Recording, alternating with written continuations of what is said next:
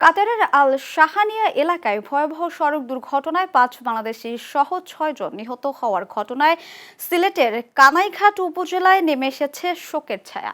নিহতদের বাড়িতে চলছে স্বজনদের আহাজারি।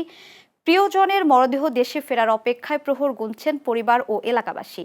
নিহতদের বেশিরভাগই ছিলেন নিম্ন আয়ের পরিবারের প্রধান উপার্জনক্ষম ব্যক্তি। ৪ বছর আগে ধার দেনা করে কাতারে যাওয়া আব্দুল কাদির জিলানির আগামী মাসে দেশে এসে বিয়ে করার কথা ছিল।